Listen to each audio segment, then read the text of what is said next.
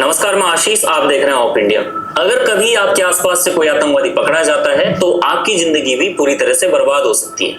अगर आप कॉलेज या यूनिवर्सिटी से हैं तो उस आतंकवादी के साथ के स्टूडेंट से भी पूछताछ होती ही है। और अगर आप नौकरी पेशा वाले आदमी हैं तो आपके गली मोहल्ले भी जांच के दायरे में आ जाते हैं। जैसे कि दिल्ली में लाल किले के पास हुए धमाके की बात हो रहा है।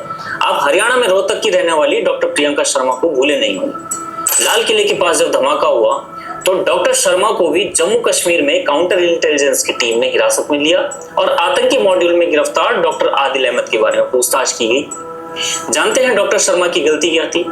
उनकी गलती सिर्फ इतनी थी कि उन्होंने वो 10 रेड फ्लैग्स नहीं देखे जो एक आतंकवादी के इर्द गिर्द हमेशा होते हैं। वो 10 चेतावनियां जो आज मैं आपको बता। अब ये वो रेड फ्लैग्स बताएगा, मतलब आप नोट करो, एक अटैक ये नहीं रोक पाते। सही है भाई, पहलगाम से लेके रियासी से लेके पता नहीं जब से पाकिस्तान और इंडिया आज़ाद हुए तब से लेके अब तक पता नहीं कितने हिंदुओं को 1000 अफसर योजना के तहत ऊपर भेज दिया गया है। ये इनकी एजेंसियां आज तक नहीं नोट कर पाई, अभी ये बताएगा हंडवा। क्योंकि डॉक्टर प्रियंका की जगह आप भी हो सकते हैं, मैं भी हो सकता हूँ, या हमारा कोई और भी अपना हो सकता है। कुछ दिन पहले दिल्ली के लाल किले के पास धमाका हुआ। ये सिर्फ एक ट्रेजेडी नहीं थी, ये आने वाले भयानक समय की चेतावनी थी। इस घटना में शामिल आरोपी कोई अनपढ़ आतंकी नहीं थे, बल्कि पढ़े लिखे डॉक्टर थे जिनके पास कॉलेज यूनिवर्सिटी की भारी भरकम डिग्रियां थी। उन्होंने अपनी लैब और केमिकल्स तक पहुंच का इस्तेमाल करके आतंकी हमले की योजना बनाई थी। यह आतंकवाद का वो चेहरा है जो पढ़ा लिखा है, समाज से जुड़ा हुआ है और बेहद आम सी जगहों पर हमारे और आपके बीच में मौजूद है। लश्कर-ए-तैयबा, जैश-ए-मोहम्मद और इस्लामिक स्टेट जैसे संगठन अब और भी आगे बढ़ चुके हैं। वो नई टेक्नोलॉजी। इस्लामिक स्टेट की तो मेरे भाई अभी तक तुमने चोट सही नहीं है। इस्लामिक स्टेट वाले होते तो ये एक नहीं होता। ये एक ही दिन में इंडिया में कोई 200-500 जगह पे होते तो तब पता लगता। इस्लामिक स्टेट की एंट्री तो तुमने अभी तक देखी नहीं है।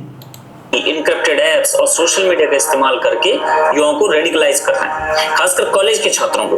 केरल से लेकर के कश्मीर तक ऐसे कई मामले सामने आए हैं जहां छात्रों को ऑनलाइन ग्रुप से चुना जाता है, मस्जिद और मदरसों से उन्हें रिक्रूट किया जाता है और जरूरत पड़ती है तो देशी विदेशी मौलवियों मौलानाओं द्वारा ऑनलाइन ट्रेनिंग या वर्कशॉप से उन्हें कट्टरपंथी बनाया जाता है, उनका ब्रेन वॉश किया जाता है। अगर आप कॉलेज में पढ़ रहे हैं तो इन रेड फ्लैग्स को अपने आसपास जरूर ध्यान से तलाशिए और फिर उन्हें इग्नोर करने के बजाय उन पर नजर भी रखिए। ये रेड फ्लैग्स कुछ इस तरह से हैं, जैसे पहला, कोई लड़का लड़की जब दोस्तों से कट जाए और अचानक से अलग थलग रहने लगे, यानी हंसता खेलता घुल मिल करके रहने वाला आपका कोई दोस्त अचानक से इंट्रोवर्ट हो जाए और आप जब उससे कुछ पूछते हैं तो वो जरा सी बात पर भी चिढ़ सकता है या घुमा फिरा करके जवाब देने लगता है। नहीं, आइसोलेशन की जो इसने डेफिनेशन बताई, क्या आइसोलेशन में रह के तो साइकोपैथ टाइप के किलर बनते हैं? जिहादी तो आइसोलेशन में थोड़ी ना रहेगा भाई। जिहादी कैसे आइसोलेशन में रह सकता है यार? ये तो नई बात इसने बताई अंडवे ने। दूसरा रेड फ्लैग है उसका बिहेवियर एकदम से रहस्यमय हो जाना। उसके हाव भाव में मतलब की बातें कम और राज या सस्पेंस ज्यादा नजर आने लगे। यानी जो दोस्त आपसे अपनी हर बात शेयर करता था उसके मन की बात अब आप नहीं पढ़ पा रहे हैं और न ही वो किसी से कुछ शेयर कर रहा है। तीसरा है कट्टरपंथी रेडिकल किस्म के विचारों में उसकी अचानक से दिलचस्पी बढ़ जाना। इसे आप ऐसे समझ सकते हैं जैसे सोशल मीडिया पर आ रहे नफरती भड़काऊ संदेश, वीडियो या किसी मौलवी की शेर व शायरी, और उदाहरण के लिए डॉक्टर जाकिर नाइक जैसों को देखकर सुनने का उसको चस्का लग जाए, आप उस पर। अच्छा, जाकिर नाइक जो है भाई साहब, इसने कब बोल दिया है डॉक्टर जाकिर नाइक ने? मैं तो बड़ी रिस्पेक्ट करता हूँ और मैंने सुना भी सिर्फ डॉक्टर जाकिर नाइक को कि जाके जिहाद करो। डॉक्टर जाकिर नाइक ने तो बोला ही नहीं है भाई। डॉक्टर जाकिर नाइक तो मैं ये समझता हूँ कि लिटरल फॉर्म नहीं बताता इस्लाम की जिहाद के मामले में। वैसे बहुत, मतलब मेरी नज़र में तो नंबर 1 स्कॉलर है इस इरा का ना, तो लिटरल फॉर्म तो वो भी नहीं बताता डॉक्टर जाकिर नाइक भाई। वो भी जिहाद की बात में घुमा फिरा देगा। जिहाद में तो क्लियर रहेगा कि अगर आपके लिए ज़मीन तंग करी जा रही है आप जिहाद करो, सामने वाले को भी इतना डैमेज दो। तो डॉक्टर जाकिर नाइक का पता नहीं इसने कौन सा लेक्चर सुना है। हाँ, ये है कि वो सीता और इनके 33 कोटियों की पोटी बहुत निकालता है, वो एक अलग मामला है। कुछ राय रखें तो आपसे दोस्ती तोड़ने के लिए भी वो रेडी रहता है। चौथा है सोशल मीडिया पर अजीब अजीब रेडिकल टाइप के कंटेंट डालना शुरू करते हैं। यानी अब तक आपका जो दोस्त इस तरह का कंटेंट सिर्फ देख रहा था या पढ़ रहा था, अब वो ऐसा कंटेंट फक्र के साथ क्रिएट और शेयर भी करने लगा है। कभी बाबरी की शहादत पर मातम जताता है, तो कभी कश्मीर की आजादी की चिंता उसे सताने लगती है।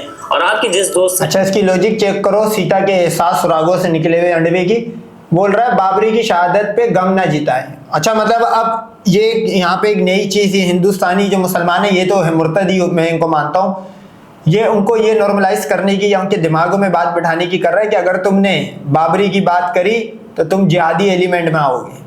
आप इसकी क्रोनोलॉजी चेक करो तो मेरे भाई फिर तू जिहादी समझ। अंग्रेजी कभी भूल से भी नहीं पढ़ी या सुनी थी, वो आपको अरबी लहजे में ये नारा सुनाते दिखे कि from the river to the sea Palestine will be free. यानी जिस इंसान को, क्योंकि भाई मुसलमान के पास तो स्लॉट बहुत बड़ी है, वो तो दुनिया में सूडान से लेके फिलिस्तीन से लेके बर्मा से लेके जहां जहां मुसलमान पे जुल्म हो रहा होगा हम तो आवाज उठाएंगे। और सिर्फ उठाएंगे नहीं, सामने वाली कम्युनिटी की टांगे भी उठाएंगे। तो हमारी तो स्लॉट बड़ी। अब तेरा मसला है कि तेरे भगवान भी नहीं निकल पाए, तुम हिंदू इंडिया में इतने कम रह गए हो, तो तेरा मसला है। तुम्हारे पास और कोई जगह नहीं जिसके लिए तुम आवाज उठाओ। गली मोहल्लों के कॉमन सिविक इश्यूज से ज्यादा गाजा और फिलिस्तीन में मुस्लिमों का दर्द नजर आने लगे, समझिए कि ये भी एक रेड फ्लैग है। 5वां रेड फ्लैग है कॉलेज की सेंसिटिव लैब्स या केमिकल्स वाले ऐसे रूम में उसकी पहुंच बढ़ने लगे जहां आमतौर पर हर कोई नहीं जाता है। जिन केमिकल्स, फॉर्मूलाज, इक्विपमेंट से आप एकदम अनजान हैं, उनके इस्तेमाल में ही अचानक से एक्सपर्ट होने लगता है। अरे भाई, एक जो आम मुजाहिद होता है वो ये ट्रेनिंग नहीं लेता है। ये बायोकेमिकल वॉरफेयर की ट्रेनिंग से उसका कोई काम नहीं है। अगर एक बंदा फिदाइन है, उसने जाके फटना है, उसको ये नॉलेज का काम नहीं है। ये तो जहां से सप्लाई, एक मिनट, ये बायो लैब की बात कर रहा है। ये पुलवामा के अंदर जो 44 कुत्ते मरे थे उसके अंदर RDX जो यूज हुआ था वो बाहर से नहीं आया भाई, सही है। वो अमेज़न और फला ढिमकानों से मंगवाया गया, इन्हीं की रिपोर्ट बोलते हैं, यही अड्डे बोलते हैं। वो बता वो किसने सप्लाई करा है, उसकी रिपोर्ट क्यों आज तक दबी हुई है। ये बायोकेमिकल वॉरफेयर पे आने की बात कर रहे हैं। 6वां रेड फ्लैग है बिना बताए गायब हो जाना। सिर्फ क्लास बंक नहीं बल्कि पूरा दिन हवा, यानी आपका दोस्त अचानक से नजर आना बंद हो जाता है, या बीच बीच में 3 दिन, 7 दिन, 15 दिन, 40 दिन या फिर 120 दिन तक ऐसे किसी कैंप के बहाने अपना रेगुलर शेड्यूल छोड़ देता है, जिस कैंप में सिर्फ वही जा सकता है, आप नहीं। 7वां रेड फ्लैग है यहाँ वहां चुपचाप ट्रेवल करना। दोस्तों को भी भनक नहीं कि बंदा गया कहाँ। यानी कि आपका वो दोस्त जिसके साथ आप गोवा और शिमला जाने की योजना बनाते थे, अब वो खुफिया ढंग से कई फेमस या अनजान लोकेशंस पर जाने लगा और आपको इसकी भनक तक भी नहीं। सीरियल बॉम्ब ब्लास्ट से लेकर के 26/11 जैसे आतंकवादी हमलों को आतंकवादी अगर अंजाम दे सके तो वो सिर्फ इस वजह से क्योंकि वो इन लोकेशंस की किसी ना किसी तरह से रेकी कर चुके थे। 26/11 में ये लोग बोलते हैं कि अजमल कसाब पाकिस्तानी, ये लोग इल्जाम लगाते हैं।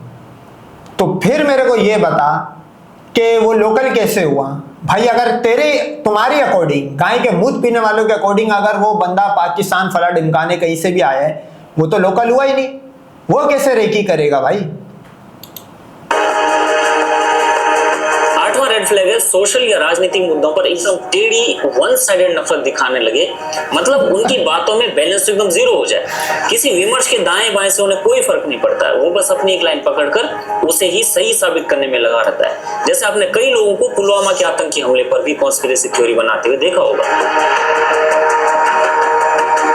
9वां रेड फ्लैग है ऑनलाइन दुष्प्रचार, डिसइंफॉर्मेशन कैंपेन चलाना। खास करके फौज या सरकारी संस्थानों पर अनाप शनाप आरोप लगा करके विदेशी नैरेटिव को हवा देना, अपना या अपनी कम्युनिटी का विक्टिम जगह जगह प्रचारित करना और हर डिस्कशन के सेंटर में अपने मजलूम होने की कहानी को फिट करना। और इन सारी बुरी बातों के लिए तो भाई देख लो, हिंदुओं, कश्मीरी पंडित, बांग्लादेश का हिंदू और आगे पीछे हिंदुओं पे जुल्म हुआ, तो तुम लोग भी इस थ्योरी के अकॉर्डिंग अगर तुम आवाज उठाओगे, इसके रेड फ्लैग में आ जाओगे। 8वें नंबर का इसका रेड फ्लैग है भाई।